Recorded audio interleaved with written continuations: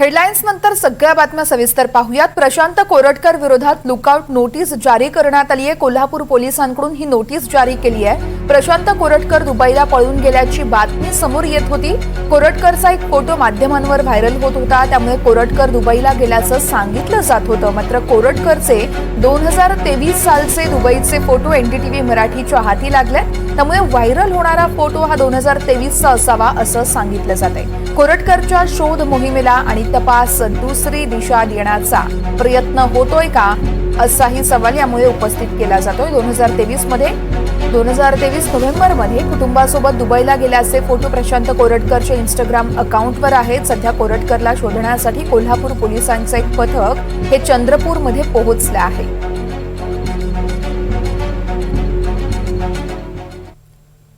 दरम्यान प्रशांत कोरटकर प्रकरणामध्ये मुख्यमंत्र्यांनी कडक भूमिका घेतली आहे। कोरटकर कुठेही लपला असेल तरी शोधून काढा, असं त्यांनी म्हटलं आहे।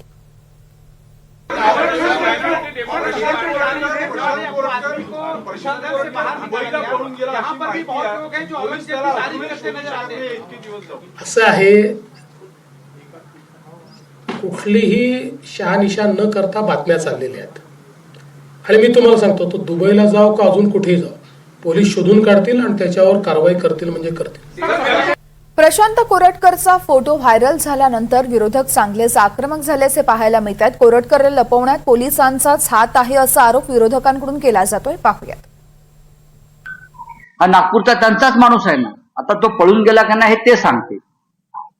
उद्या आम्ही म्हणायचो पळून झाला आणि तो भाजपच्या कार्यालयात कुठेतरी सापडायचा, किंवा एखाद्या मंत्र्याच्या बंगल्यात सापडायचा भाजपच्या, किंवा वर्षा बंगल्यावर सापडायचा।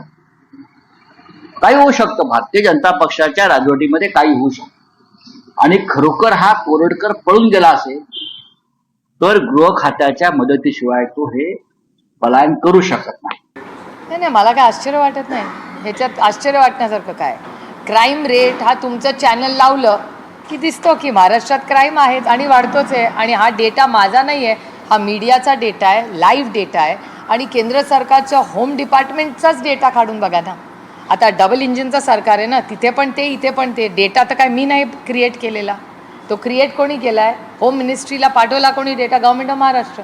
गव्हर्नमेंट ऑफ महाराष्ट्राचा डेटाच स्टेटच पाठवतं ना। संपूर्ण महाराष्ट्रात ज्याच्या विरुद्ध रोष होता, ज्यांनी इंद्रजित सावंतांना धमक्या दिल्या, तो प्रशांत कोरटकर अशा प्रकारे पोलिसांच्या नाकावर टिचून इतक्या दिवसाचा सापडत नसेल, तो चंद्रपूरला जातो, चंद्रपूरला तिथे पोलीस अधिकारी भेटतो आणि आता पोलिसांची दिशाभूल करायला तो दुबई मधला एक फोटो व्हायरल करतो की जा, तुमच्यात हिंमत असेल तर मला या दुबईला शोधायला। पण मी चॅलेंज देऊन सांगतो, तो दुबईत पळून गेलेला नाही। पोलिसांची दिशाभूल करण्याकरता त्यांनी तो फोटो जाणीवपूर्वक व्हायरल केलेला आहे, कारण नागपूर एअरपोर्ट शिवाय त्याला दुसरा कुठला मार्ग असू शकत नाही। आणि नागपूर पोलिसांनी मग जर तो गेला असेल तर यामध्ये एअरपोर्टची पण चुकी आहे, नागपूर विमानतळांच्या अधिकाऱ्याची। सत्ताधारी झोपा काढत आहेत काय, सत्तेत मशगूल आहेत काय? त्यांना या नागपूर शहरातील